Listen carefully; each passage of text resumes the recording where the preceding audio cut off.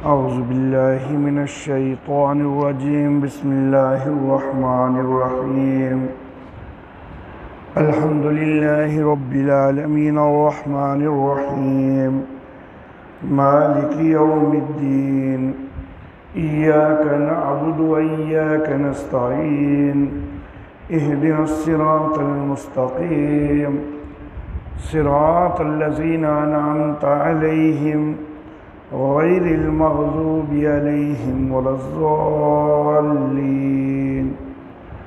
सदक़ल्लाहु मौलानल अलियुल अज़ीम व बल्लगना नबियुहु व रसूलुहुल करीम।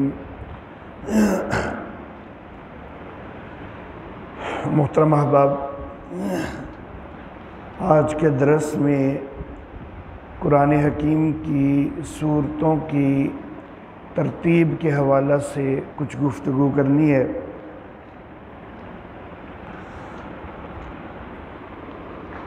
इससे पहले हमारे 10 दरस हो चुके हैं। आज ये 11वां दरस है। जो पहले 10 दरस हुए हैं उनमें कुछ बातें मेरे वालिद मोहतरम हज़रत काज़ी इस्मतुल्लाह आसिमहुल्लाह ताला उनकी बयान होती रही हैं और कुछ बातें अपनी ज़ाती तहकीकात के साथ ज़िक्र करता रहा हूँ। लेकिन आज का जो दरस है इसमें जो कुछ भी बयान होने वाला है तो वो सारे का सारा ही तकरीबन 100% वो मेरे वालिद मोहतरम हज़रत काज़ी इस्मतुल्लाह आसिमहुल्लाह ताला, ये सारे का सारा दरस यूँ समझे उन्हीं का दरस है जो कि आज इंशाअल्लाह जो है वो मैं बयान करने लगा हूँ। अल्फाज की ताबीर तो ज़ाहिर है कि मेरी अपनी होगी, हरफ बहरफ तो वो चीज़ नहीं होगी, लेकिन जो मफ़हूम है वो सारा उन्हीं का बयान करता है।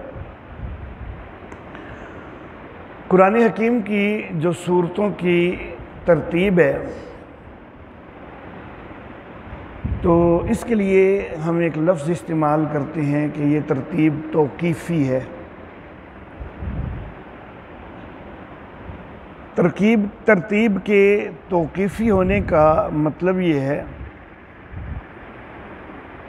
कि ये तरतीब किसी इज्तिहाद के साथ सहाबाए किराम रिज़वानुल्लाह अलैहिम अजमईन ने आपस में मशवरा करके कोई तय नहीं की, बल्कि ये तरतीब अल्लाह रब्बुल इज़्ज़त की तरफ से बतलाई हुई तरतीब है।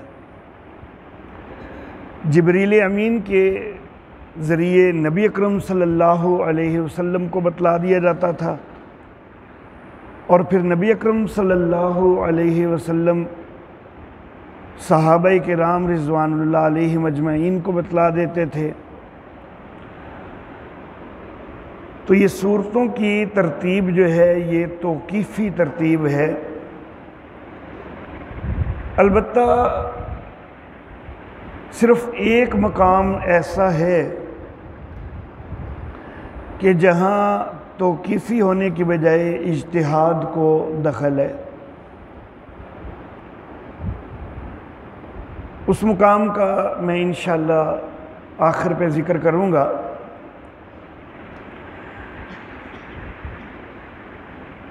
लेकिन क्या उस एक मुकाम के अलावा कोई और मुकाम भी ऐसा है कि जहाँ कोई इज्तिहाद को दखल है? तो गालिब ख़्याल ये है कि बस एक ही मकाम है कि जहाँ इज्तिहाद को दखल है, बाकी सारी तो तरतीब तौक़ीफ़ी है। अलबत्ता इम्कान है कि शायद कोई और ऐसा मुकाम भी हो कि जिसमें इज्तिहाद किया गया। लेकिन जहाँ पर इज्तिहाद हुआ भी है, जो एक मकाम वाज़े तौर पर है, तो वहाँ पर भी सिर्फ़ इज्तिहादी नहीं बल्कि इज्तिहादी इजमाई है कि इज्तिहाद हुआ और फिर सारे सहाबाए किराम रिज़वानुल्लाह अलैहिम अजमईन का उस पर इजमा भी हो गया। तो गोया कि कुरान हकीम की अक्सर तरतीब जो है वो तौक़ीफ़ी है, एक जगह पर यकीनन इज्तिहादी है और वो इजमाई है, उसके अलावा इम्कान है कि शायद कहीं और भी कोई इज्तिहाद का दखल हुआ हो। इस हवाला से चंद रवायात ज़िक्र करनी है। हमारे पास जो तिलावत की तरतीब में जो कुरान हकीम मौजूद हैं, इनमें सबसे पहले सूरतुल फातिहा है।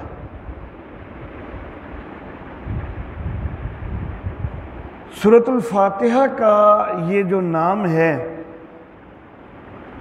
ये सूरत के अंदर तो कहीं मौजूद नहीं है।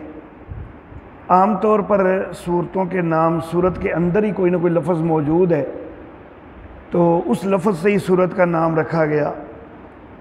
लेकिन अल-फातिहा का लफ्ज़ सूरतुल फातिहा के अंदर कहीं भी नहीं आता। तो फिर ये नाम जो है ये क्यों रखा गया? तो फातिहा का माना होता है खोलने वाली।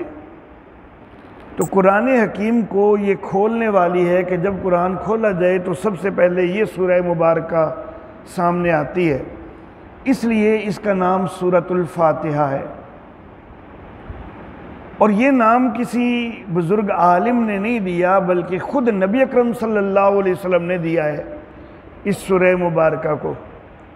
सुनन दारमी के अंदर रिवायत मौजूद है कि नबी अकरम सल्लल्लाहु अलैहि वसल्लम ने फरमाया कि फ़ातिहतुल किताब शिफ़ाउम मिन कुल्लि दाइन, ये जो सूरतुल फातिहा है ये हर मर्ज़ का इलाज है। यानी किसी भी मर्ज़ में सूरतुल फातिहा पढ़ के दम किया जा सकता है। तो ये हर मर्ज़ में इलाज के लिए मुअस्सिर है। हकीकी मुअस्सिर बिज़ात जो है वो तो है अल्लाह ही। सूरत का दम करना ये सिर्फ़ बतौर सबब जो है उसको इख्तियार किया जाएगा, और इसको सिर्फ सबब के लिहाज से मैं मुअस्सिर का लफ्ज़ बोल रहा हूँ, लेकिन असल मुअस्सिर जो है वो सिर्फ़ और सिर्फ अल्लाह ही है। अल्लाह कोई ना कोई सबब बना देते हैं और दम भी एक सबब बन जाता है। हकीकत में दम भी और वजीफ़ा भी ये दुआ करने का एक अंदाज़ ही होता है। तो कबूल करने वाला तो अल्लाह है। किसी दम के अंदर, किसी वजीफ़े के अंदर, खुद अपनी ज़ात के अंदर कोई ऐसी चीज़ नहीं है कि जो तासीर पैदा कर दे। तासीर पैदा करने वाला अल्लाह है।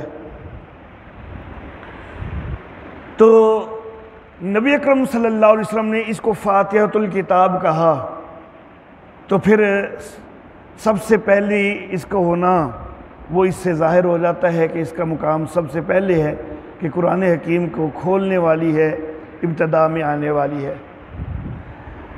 हज़रत नवास बिन समाआन रज़ी अल्लाह ताला अन्हु से रवायत है, वो कहते हैं कि मैंने नबी अकरम सल्लल्लाहु अलैहि वसल्लम से सुना कि क़यामत वाले दिन कुरान हकीम को भी लाया जाएगा और कुरान हकीम पर अमल करने वालों को भी लाया जाएगा। तो सूरतुल बकरा और सूरत आले इमरान ये आगे आगे होंगी। तो कुरान हकीम को भी जब लाया जाएगा तो उसमें सबसे आगे जो है ये सूरतें नज़र आएंगी। सूरतुल फातिहा तो हो गई खोलने वाली और उसकी हैसियत एक मुकद्दमा की है। फिर आगे जो है वो सबसे पहले यही दो सूरतें आती हैं, सूरतुल बकरा और सूरत आले इमरान। तो क़यामत वाले दिन नबी सल्लल्लाहु अलैहि वसल्लम ने फरमाया कि ये आगे आगे होंगी। हज़रत अबू अब्दुल्ला बिन बजीला या बुजैला ये रवायत करते हैं रज़ी अल्लाह ताला अन कि एक आदमी ने नबी अकरम सल्लल्लाहु अलैहि वसल्लम के साथ नमाज शुरू कर दी कि नबी अकरम सल्लल्लाहु अलैहि वसल्लम नमाज पढ़ रहे थे, उसने भी इक्तदा कर ली। तो पहली रकत में सूरतुल बकरा पढ़ी आपने और इस अंदाज में पढ़ी कि जन्नत के ज़िक्र वाली आयत पे पहुँचते तो अल्लाह से जन्नत तलब फरमाते, जहन्नम के ज़िक्र वाली आयत पे पहुँचते तो जहन्नम से पनाह मांगते।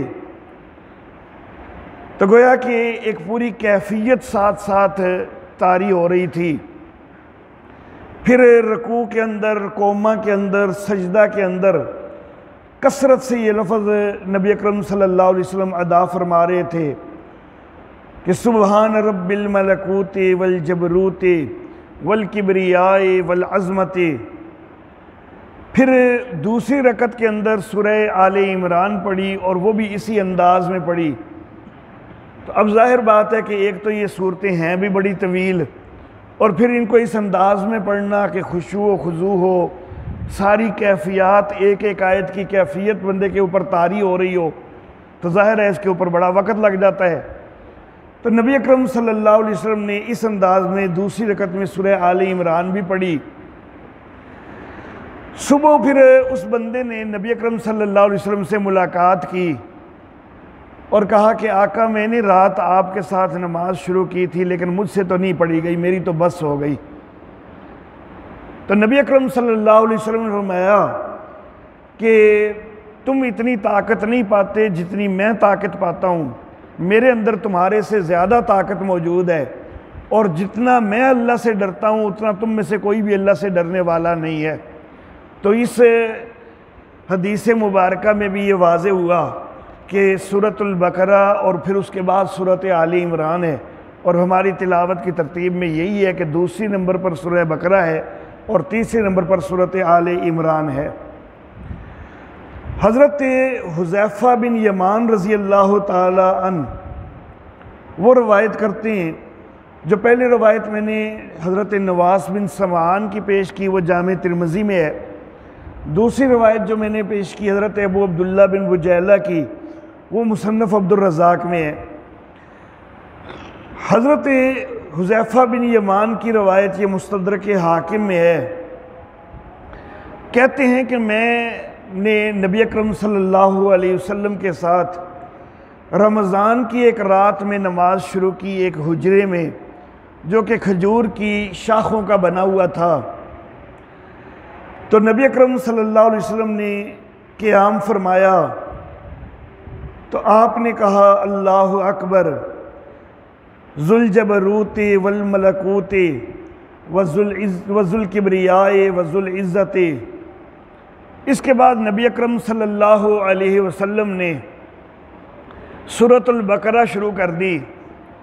हज़रत हुज़ैफ़ा बिन यमान रज़ी अल्लाह ताला अन्हु कहते हैं कि मैंने ख़्याल किया कि चलो शायद 100 को रकत पढ़ के तो रकू की तरफ मुतवज्जे हो जाएंगे, लेकिन 100 रकत गुज़र गई, नबी सल्लल्लाहु अलैहि वसल्लम आगे पढ़ रहे हैं। मैंने ख़्याल किया कि 200 रकत पे शायद रकू कर लें, 200 आयतों पर 200 आयतें भी गुज़र गई, नबी सल्लल्लाहु अलैहि वसल्लम आगे पढ़ रहे हैं, यहाँ तक कि पूरी सूरत जो है वो मुकम्मल हो गई। फिर नबी अकरम सल्लल्लाहु अलैहि वसल्लम ने सूरह आले इमरान शुरू कर दी। फिर सूरह आले इमरान भी मुकम्मल हो गई, नबी वसल्लम ने सूरह निसा शुरू कर दी। तो हमारे कुरान हकीम की तरतीब में भी सूरह अल बकरा, फिर सूरह आले इमरान, फिर सूरतुन निसा इसी तरतीब से हैं। अल्लाह अल्लाह। हज़रत हुज़ैफ़ा बिन यमान रज़ी अल्लाह ताला अन्हु से ही एक और रवायत मुस्नद अहमद के अंदर है, उसमें सूरह निसा के बाद फिर आगे सूरतुल माइदा या सूरतुल अनाम का भी जिक्र है कि सूरह निसा के बाद सूरह अल माइदा या सूरह अनाम। और ये जो या वाली बात है ना, ये हज़रत हुज़ैफ़ा का अपना शक नहीं, आगे रावी को शक हुआ है। तो रावी हैं शोबा, जिनको ये शक हुआ है कि हज़रत हुज़ैफ़ा ने सूरह माइदा का जिक्र किया था आगे या सूरह अनाम का जिक्र किया था। लेकिन ज़ाहिर बात है कि जब पहले सूरह अल बकरा, फिर सूरह आले इमरान, सूरह निसा का जिक्र हुआ है, और तो आगे फिर कुरान हकीम की तरतीब में सूरह अल माइदा ही है, तो यकीनन हज़रत हुज़ैफ़ा ने तो यही कहा था, लेकिन आगे रावी को शक हो गया, हज़रत शोबा को शक हो गया। फिर ख़ुद हज़रत हुज़ैफ़ा बिन यमान रज़ी अल्लाह ताला अन्हु से एक और रवायत मुसन्नफ़ अब्दुर रज़ाक़ में मौजूद है, और उसके अंदर एक और मौके का तज़किरा है कि नबी अकरम सल्लल्लाहु अलैहि वसल्लम ने उस मौका पर पहली रकत में सूरतुल माइदा पढ़ी और दूसरी रकत में सूरतुल अनाम पढ़ी। तो वो जो शक हो रहा था सूरह माइदा और अनाम वाला, तो वो इस हदीस, दूसरी हदीस के अंदर वो भी जो है वो ख़त्म हो रहा है वाज़े तौर पर, और इनकी तरतीब भी ज़िक्र हो रही है। तो कुरान हकीम में 5वें नंबर पर सूरह अल माइदा है और 6ठे नंबर पर सूरतुल अनाम है। हज़रत हुज़ैफ़ा रज़ी अल्लाह ताला अन्हु से ही एक और रवायत है मुस्नद अहमद के अंदर कि हज़रत हुज़ैफ़ा ने कहा कि नबी अकरम सल्लल्लाहु अलैहि वसल्लम ने एक दफ़ा 7 रकअतों के अंदर अस्सबु तिवाल पढ़ी। 7 रकअतें गालबन ऐसे हैं कि 4 तहज्जुद की और फिर उसके बाद 3 वितर पढ़े, तो अस्सबु तिवाल ये 4 वैसे कोई नवाफल पढ़े हों। बहरहाल अब अस्सबु तिवाल कौन सी सूरतें हैं? सूरतुल बकरा से लेकर सूरतुल इनफाल तक इनको अस्सबु तिवाल कहा जाता है, और ये इसी तरतीब से कुरान हकीम में मौजूद हैं। तो नबी अकरम सल्लल्लाहु अलैहि वसल्लम ने सूरह अल बकरा पढ़ी, फिर अगली रकत में सूरह आले इमरान पढ़ी, फिर अगली रकत में सूरतुल निसा पढ़ी, फिर अगली रकत में सूरतुल माइदा पढ़ी, फिर उससे अगली रकत में सूरतुल अनाम, फिर सूरतुल आराफ अगली रकत में, उससे अगली रकत में सूरतुल अनफाल पढ़ी। तो 7 रकतों में ये सूरह फातिहा के बाद की जो मुसलसल 7 सूरतें हैं, तो ये नबी अकरम सल्लल्लाहु अलैहि वसल्लम ने पढ़ी। हज़रत अब्दुल्ला इब्ने मसूद रज़ी अल्लाह ताला अन्हु फरमाते हैं, कुछ सूरतों के वो नाम लेते हैं, कहते हैं कि सूरह बनी इसराइल ये हमारे पास 17वें नंबर पर आती है। दूसरा नाम लिया सूरह कहफ, हमारे पास ये सूरह बनी इसराइल के फ़ौरन बाद 18वें नंबर पर है। तीसरा नाम लिया सूरह मरियम, 19वें नंबर पर ये है। चौथा नाम लिया सूरह ताहा, 20वें नंबर पर ये है। 5वां नाम लिया सूरह अंबिया, 21वें नंबर पर ये है। तो इनके नाम इसी तरतीब से लिए हज़रत अब्दुल्ला इब्ने मसूद रज़ी अल्लाह ताला अन्हु ने, और फरमाया कि ये मेरा पुराना ज़ख़ीरा है, ये मैंने बड़ी पहले की जो है वो याद की हुई हैं। यानी मुराद ये है कि जब मैं अभी मक्की दौर में था, ये सारी 5 सूरतें मक्की हैं, तो मैंने मक्के के दौर में ही ये याद कर ली हुई थी। तो ये जिस तरतीब से उन्होंने ज़िक्र किए कुरान हकीम के अंदर, इसी तरतीब से ये सूरतें मौजूद हैं। मुसन्नफ़ इब्ने अबी शैबा के अंदर रवायत है, अब्दुल्ला इब्ने शकीक कहते हैं, कुल तो ले आयशा था, मैंने हज़रत आयशा रज़ी अल्लाह ताला अन्हा से कहा, काना रसूलुल्लाह सल्लल्लाहु अलैहि वसल्लम यजमउ बैन सुवर फी रकअतिन, क्या नबी अकरम सल्लल्लाहु अलैहि वसल्लम कभी एक रकत के अंदर ज़्यादा सूरतें भी जमा कर लेते थे? यानी एक सूरत पढ़ने की बजाय एक सूरत पढ़ी, फिर साथ ही दूसरी भी शुरू कर दी, साथ ही तीसरी शुरू कर दी, क्या कभी ऐसा भी किया? कालत नाम अल मुफस्सल, तो हज़रत आयशा सिद्दीक़ा रज़ी अल्लाह ताला अन्हा ने फरमाया कि हाँ, मुफस्सल की सूरतों को ऐसे किया करते थे। मुफस्सल की सूरतें सूरतुल हुजरात से लेकर सूरतुल नास तक का जो कुरान हकीम की आखिरी मंजिल है, जो आखिरी हिस्सा है, तो ये मुफस्सल की सूरतें कहलाती हैं। तो ये सूरतें छोटी हैं निस्बतन पहली सूरतों के, तो इनके मतलब नबी सल्लल्लाहु अलैहि वसल्लम कई दफ़ा जो है ये कर लेते थे कि 2 सूरतें या 3 सूरतें एक रकत में पढ़ लेनी। जो इससे पहली सूरतें हैं वो ज़्यादा लंबी हैं, उनमें कभी कभी तो ये मामला पेश आया, जैसा कि मैंने रिवायत पीछे ज़िक्र की है कि सूरह अल बकरा पढ़ी, फिर सारे आले इमरान भी शुरू कर दी, फिर सूरह निसा भी पढ़ दी। तो कभी कभी तो ऐसे भी किया, लेकिन उमूमन ये मुफस्सल की सूरतों में तो ऐसे हुआ। तो ये मुफस्सल की सूरतों में हज़रत आयशा कहती हैं, तो इसका मतलब ये हुआ कि ऐसे नहीं हुआ कि पहले कोई लंबी सूरत पढ़ी और फिर बाद में जाके आखिरी सूरतों में से कोई छोटी पढ़ी, बल्कि मुफस्सल की सूरतें सारी मुत्तसिल हैं, इकट्ठी हैं, तो फिर उनको इकट्ठा पढ़ते थे कि एक पढ़ी और उसके साथ वाली अगली पढ़ ली। अल्लाह अल्लाह। मुफस्सल की ये जो सूरतें हैं सूरतुल हुजरात से सूरतुल नास तक, इसको आगे फिर 3 हिस्सों में तकसीम किया जाता है। सूरतुल हुजरात जो है ये इसका नंबर है 49वीं सूरत है ये तिलावत की तरतीब में। यहाँ से 50वीं सूरत अल बुरूज तक इस हिस्से को कहा जाता है तिवाल मुफस्सल। फिर 86वीं सूरत है अत-तारिक, उससे सूरत नंबर 98 तक यानी अल-बय्यिना तक इनको कहा जाता है औसात मुफस्सल। और फिर सूरत नंबर 99 अज़्ज़िलज़ाल से आखिरी सूरत 114 नंबर सूरत सूरतुन नास तक जो है इसको कहा जाता है किसारे मुफस्सल। हज़रत उबैदुल्लाह बिन अबू राफ़े कहते हैं कि हज़रत अबू हुरैरा रज़ी अल्लाह ताला अन्हु ने जुमा की नमाज हमें पढ़ाई तो पहली रकत के अंदर सूरह जुमा पढ़ी, दूसरी रकत में सूरह मुनाफिकून पढ़ी। अब जो सूरह जुमा हमारे पास 62वें नंबर पर है और सूरह मुनाफिकून उसके साथ ही आगे 63वें नंबर पर है। जिस वक्त उन्होंने ये पढ़ाई तो जब वो फारग हुए तो मैं मिला उनसे और मैंने कहा कि मैंने हज़रत अली को भी यही करते देखा है कि उन्होंने भी जुमा की नमाज के अंदर सूरह जुमा और फिर सूरह मुनाफिकून पढ़ी थी। तो आज अबू हुरैरा रज़ी अल्लाह ताला अन्हु आप भी यही कर रहे हैं। तो हज़रत अबू हुरैरा ने कहा कि मैं भी क्यों ना करूं, नबी अकरम सल्लल्लाहु अलैहि वसल्लम ने भी यही किया था कि उन्होंने भी जुमे की नमाज पढ़ाई और सूरह जुमा और सूरह मुनाफिकून पढ़ाई थी। तो जुमा की नमाज के अंदर नबी अकरम सल्लल्लाहु अलैहि वसल्लम बाज़ औक़ात जो है वो ये दो सूरतें इकट्ठी पढ़ते हैं और ये दोनों जो है कुरान हकीम की तिलावत की तरतीब में भी इकट्ठी हैं। इमाम बाकर रहमहुल्लाह हज़रत अबू राफ़े रहमहुल्लाह से नकल करते हैं कि हज़रत अली रज़ी अल्लाह ताला अन्हु ने जुमा की नमाज के अंदर सूरह जुमा और सूरह मुनाफिकून पढ़ाई। हज़रत अबू राफ़े कहते हैं कि मैंने इसका ज़िक्र हज़रत अबू हुरैरा रज़ी अल्लाह ताला अन्हु से किया तो उन्होंने कहा कि नबी अकरम सल्लल्लाहु अलैहि वसल्लम भी ये किया करते थे।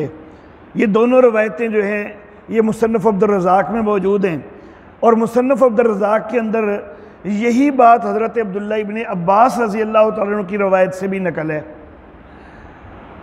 हज़रत नौमान बिन बशीर रज़ी अल्लाह ताला अन्हु कहते हैं कि नबी अकरम सल्लल्लाहु अलैहि वसल्लम ने ईदैन की नमाज और जुमा की नमाज में नबी अकरम सल्लल्लाहु अलैहि वसल्लम सूरह आला पढ़ते थे और सूरह गाशिया पढ़ते थे। तो कभी ये वाला अंदाज़ इख्तियार कर लेते थे। अब सूरह आला हमारे पास 87 नंबर पर है, सूरह गाशिया हमारे पास उसके साथ ही 88 नंबर पर है। तो इनके दरमियान भी तरतीब जो है वो हो गई। मिशकात के अंदर ये रवायत मौजूद है। तो बहरहाल ये सारी रवायात जो हैं कई मुख्तलिफ, तो इनसे वाज़े हो रहा है कि नबी अकरम सल्लल्लाहु अलैहि वसल्लम के दौर में भी यही तरतीब थी जो फिर हज़रत उस्मान गनी रज़ी अल्लाह ताला अन्हु के दौर में जो मुसहफ़ मुरतब हुए तो उनके अंदर भी यही तरतीब रही। सिर्फ़ एक जगह मैंने इब्तिदा में अर्ज़ किया था कि वहाँ इज्तिहाद का दखल है। वो जगह कौन सी है? खुद हज़रत उस्मान इब्ने अफ़्फ़ान रज़ी अल्लाह ताला अन्हु ज़िक्र फरमाते हैं कि कुरान हकीम नाज़ल हो रहा था। सूरह अनफ़ाल मदनी दौर के इब्तदाई अय्याम में इब्तदाई सूरतों में नाज़ल हुई।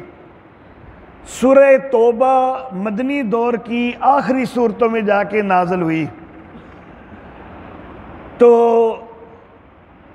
नबी अकरम सल्लल्लाहु अलैहि वसल्लम आपने ये वाज़े नहीं किया था, या मुमकिन है कि नबी अकरम सल्लल्लाहु अलैहि वसल्लम ने वाज़े किया हो और किसी सहाबी के ज़हन में ना हो जब कुरान हकीम एक मुसहफ़ की शक्ल में जो है वह जमा किया गया। तो उन्होंने कहा कि आपने अभी ये वाज़े नहीं किया था कि ये अलग सूरत है या किसी सूरत का हिस्सा है। तो नबी अकरम सल्लल्लाहु अलैहि वसल्लम की वफ़ात हो गई। तो अब मज़ामीन के लिहाज से सूरह तौबा सूरह अनफ़ाल से बड़ी मिलती थी, लेकिन ज़माना नज़ूल में बड़ा फ़र्क था। सूरह अनफ़ाल बहुत पहले नाज़िल हो चुकी, सूरह तौबा बहुत बाद में नाज़िल हुई। तो मज़ामीन का लिहाज करते हुए फिर हमने सूरह तौबा को सूरह अनफ़ाल के बाद रख दिया और यहाँ पर फिर हमने बिस्मिल्लाहिर्रहमानिर्रहीम नहीं रखी, क्योंकि यकीनी तौर पर हमें मालूम नहीं हुआ कि क्या यहाँ से नई सूरत शुरू होती है या ये सूरह अनफाल का ही तसलसल है। अलबत्ता निशान हमने रख दिया। तो ये एक जगह है कि जहाँ पर इज्तिहाद हुआ है। इमाम बहकी रहमहुल्लाह उन्होंने तो ये दावा किया कि बस इस एक जगह पर ही इज्तिहाद हुआ है, इसके अलावा कहीं भी इज्तिहाद नहीं हुआ। बाकी सारा कुरान हकीम जो है उसकी तरतीब तौक़ीफ़ी है। तो बहरहाल गालिब ख्याल तो यही है कि इमाम बहकी रहमहुल्लाह की ये बात दुरुस्त है। कई सारे तो इशारात हमें मिल गए, कई जगहों के मुतल्लक वाज़े हदीस हमें दौरे हाज़र में नहीं मिलती, लेकिन किसी चीज़ का ज़िक्र मौजूद ना हो तो ये लाजम नहीं होता कि उसका वजूद ही कोई नहीं। तो नबी अकरम सल्लल्लाहु अलैहि वसल्लम ने वो तरतीब हर सूरत की बताई तो है अपने दौर में, लेकिन अहादीस में रवायत कुछ सूरतों की हो गई जिस तरह की मैंने ज़िक्र कर दी। सारी सूरतों की जो है वो आगे रवायत के सिलसिले में नहीं पहुंच सकी, लेकिन तामुल में तो पहुंचती रही। सहाबे किराम जिस तरह पढ़ते हैं, फिर उसी तरह ताबीन पढ़ते हैं, फिर तबा ताबीन पढ़ते हैं। तो रवायत ना भी मिले तो सहाबा से लेकर मुसलसल अमल जो है वो सारी उम्मत का वो इसी तरतीब से पढ़ने का जो है वो चला आ रहा है। तो इसलिए गालिब ख्याल यही है कि ये सारी तरतीब तौक़ीफ़ी है। हत्ता कि अल्लामा किरमानी रहमहुल्लाह और अल्लामा तीबी रहमहुल्लाह उन्होंने तो यहाँ तक दावा कर दिया कि जो तरतीब लोहे महफूज के अंदर है तो वही तरतीब ये हमारे पास जो मौजूद मुसहफ़ हैं इनके अंदर भी बिल्कुल वही तरतीब है। इन्होंने ये दावा किया, ये इन्हीं अहादीस के इशारात से ही दावा किया कि बड़ी सारी जो है वो शहादतें मिलती हैं कि ये तरतीब जो है वो बिल्कुल नबी अकरम सल्लल्लाहु अलैहि वसल्लम के दौर के मुताबिक है। और नबी अकरम सल्लल्लाहु अलैहि वसल्लम तो हर सूरत का बताते होते थे कि इसको फ़लाँ जगह रखना है, इसको फ़लाँ जगह रखना है। तो इसलिए ये सारी जो है तरतीब तौक़ीफ़ी है। सिर्फ एक जगह इज्तिहादी इजमाई है, किसी और जगह अगर इज्तिहादी इजमाई है तो उसका इम्कान है, लेकिन गालिब ख्याल ये है कि तौक़ीफ़ी है। अब एक आखिरी बात जो है वो अर्ज़ करनी है, वो है कुरान हकीम की मंजिलों के हवाला से और उसमें तरतीब के हवाला से भी जो है वो बात आ जाती है। हज़रत औस बिन हुज़ैफ़ा रज़ी अल्लाह ताला अन ये फरमाते हैं कि कबीला सकीफ़ का वफ़द मुसलमान होकर मदीना में आया तो मैं भी उनमें मौजूद था। तो नबी अकरम सल्लल्लाहु अलैहि वसल्लम ने जिस जगह में ठहराया तो वहाँ नबी अकरम सल्लल्लाहु अलैहि वसल्लम इशा के बाद आते और हमसे गुफ्तगू फरमाते।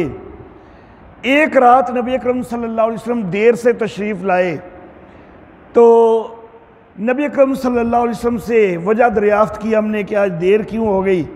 तो नबी अकरम सल्लल्लाहु अलैहि वसल्लम फरमाया कि मेरी कुरान हकीम की मंजिल रह गई थी तो मैंने इरादा किया कि मैं उसको पूरा करके निकलूँ। अब नबी अकरम सल्लल्लाहु अलैहि वसल्लम ने लफ्ज़ इस्तेमाल किया मंजिल का, तो हमें फिर तजस्सुस हुआ कि ये मंजिल कौन सी है। तो फिर हमने सहाबा किराम रिज़वानुल्लाह अलैहिम उनसे सवाल किया। नबी अकरम सल्लल्लाहु अलैहि वसल्लम से पूछने की ज़रूरत नहीं हुई, लेकिन सहाबा किराम से सवाल किया कि आप मंजिल किसको शुमार करते हैं। तो सहाबा किराम ने जवाब में हमें ये कहा कि 3 सूरतें। अब यहाँ पर आपको साथ साथ थोड़ा सा चलना होगा। सूरतुल फातिहा जो है ना वो तो मुकद्दमा की हैसियत रखती है। उसके बाद 3 सूरतें सूरतुल बकरा, फिर आली इमरान और सूरतुन निसा। तो सूरतुन निसा के आखिर पर पहली मंजिल के ख़त्म होने का नीचे हर सफ़े पर लिखा होता है कि मंजिल नंबर 1 है, मंजिल नंबर 2 है। तो सूरह निसा तक मंजिल नंबर 1 लिखी नज़र आएगी, सूरह माइदा पे मंजिल नंबर 2 लिखी। तो पहले कहा 3 सूरतें, उसके बाद 5 सूरतें। 5 सूरतें जो हैं ये सूरह माइदा से लेकर सूरह तौबा तक बनती हैं। तो सूरह माइदा से आप नीचे देखें कि मंजिल नंबर 2 शुरू हो जाती है और सूरह तौबा तक जो है ये मंजिल नंबर 2 ही चली आ रही है 10वें सिपारे में। और फिर आगे सूरह यूनुस जहाँ शुरू हो रही है वहाँ नीचे मंजिल नंबर 3 आ गया है। फिर आगे कहा कि फिर 7 सूरतें। तो 7 सूरतें जो हैं वो सूरह यूनुस से लेकर सूरत नहल तक बनती हैं। तो ये सूरह यूनुस से मंजिल नंबर 3 शुरू हो गई और ये सूरह नहल तक जो है ये मंजिल नंबर 3 ही है 14वें सिपारे के आखिर तक। उसके बाद सूरह बनी इसराइल के से मंजिल नंबर 4 शुरू हो जाती है। तो 7 सूरतों के बाद अगला लफ्ज़ था सहाबा का 9 सूरतें। तो 9 सूरतें जो हैं सूरह बनी इसराइल से सूरह फुरकान तक बनती हैं। 25वीं सूरत सूरह फुरकान। तो यहाँ तक मंजिल नंबर 4 ही लिखा है नीचे, और जहाँ सूरह शुअरा शुरू हो रही है वहाँ मंजिल नंबर 5 लिखा है। फिर आगे सहाबा ने कहा 11 सूरतें। तो 26वीं सूरत से 36वीं सूरत तक 11 बनती हैं। सूरह शुअरा से 36वीं सूरत यासीन तक ये 11 बन गई। तो यहाँ तक जो है वो मंजिल नंबर 5 जो है वो लिखा हुआ नज़र आता है। आगे सूरह साफ़ात से नीचे मंजिल नंबर 6 शुरू हो गया। फिर सहाबा ने कहा कि 13 सूरतें। अच्छा जी, तो 13 सूरतें 37वीं सूरत से 49वीं सूरत तक बन जाती हैं। 49वीं सूरह अल हुजरात है, उसके नीचे भी मंजिल नंबर 6 लिखा है, लेकिन आगे 50वीं सूरत जो है उस पे नीचे मंजिल नंबर 7 शुरू हो जाती है, जो कि फिर आखिर तक जाती है। तो सहाबा किराम ने यहाँ तक तो ये कहा 3 सूरतें, फिर 5, फिर 11, 7, फिर 9, फिर 11, फिर 13। यहाँ तक जब 13 तक पहुँचे ना, आगे सहाबा के लफ्ज़ थोड़े बदल गए हैं। आगे लफ्ज़ सहाबा ने कहे यूँ करके कि नहज़िबहु सलासु सुवरिन व खम्स सुवरिन व सबु सुवरिन व तिस सुवरिन व इहदा अशरत सूरतिन व सलासा अशरत सूरतिन व हिज़्बुल मुफस्सली मिन काफ। और फिर एक हिज़्बुल मुफस्सल है सूरह काफ से, हत्ता तख्तमु, यहाँ तक के इख्तिताम हो जाए। तो गोया कि वो सारी शुमार करने के बाद आगे कहा कि फिर आगे काफ से, और 49वीं सूरत के बाद 50वीं जो है वो सूरह काफ ही है। इससे पता चल जाता है कि पीछे वाकई 49 सूरतें ही होनी चाहिए, क्योंकि वो हदीस मुबारक में सूरतुल फातिहा के अलावा 48 सूरतों का जिक्र आया है, तो सूरह फातिहा समेत 49 बन जाती हैं। जब सूरह फातिहा समेत 49 बन गई हैं तो 50वें नंबर पर सूरह काफ का आना चाहिए था। और यहाँ पर जो है वो रवायत के अंदर भी सूरह काफ का भी लफ्ज़ आया है कि फिर आगे सूरह काफ से लेकर आखिर तक जो है वो आखिरी मंजिल जो है वो हम शुमार करते थे। तो बहरहाल ये सारी शहादतें मालूम जो है वो साबित कर रही हैं कि कुरान हकीम की ये तरतीब अल्लाह रब्बुल इज़्ज़त की बतलाई हुई है, तरतीब तौक़ीफ़ी है। कुरान हकीम की नज़ूल की तरतीब जो है वो और है। उसकी मैंने हिकमत बताई थी कि नबी अकरम सल्लल्लाहु अलैहि वसल्लम का दिल मजबूत हो, ये हिकमत खुद कुरान हकीम ने बतलाई। और हालात व वाक़यात के मुताबिक आयात नाज़िल हों तो तफसीर के फ़हम में आसानी होती है, तो उसमें ये हिकमत है। तिलावत की तरतीब जो ये है, जिसके मतलब इतना बड़ा दावा भी बाज़ ने कर दिया कि लोहे महफूज वाली तरतीब के ये मुताबिक है, ज़ाहिर बात है इसमें भी तो कोई हिकमत होनी चाहिए ना कि तिलावत की ये तरतीब क्यों है। तो इसकी हिकमत है कि सूरतों का आपस में बेहतरीन रब्त है। एक सूरत के मज़ामीन अगली सूरत के मज़ामीन से बेहतरीन अंदाज में जुड़ते हैं, फिर वो अगली सूरत से बेहतरीन अंदाज में जुड़ते हैं, जैसा कि इंशाअल्लाह कुरान हकीम आप आगे पढ़ते जाएंगे। वालिद साहब से भी आपने सुना हुआ है, और रब्त जो है वो आपको इंशाअल्लाह सामने आते जाएंगे। व आखिर दावाना अनिल हम्दुलिल्लाहि रब्बिल आलमीन।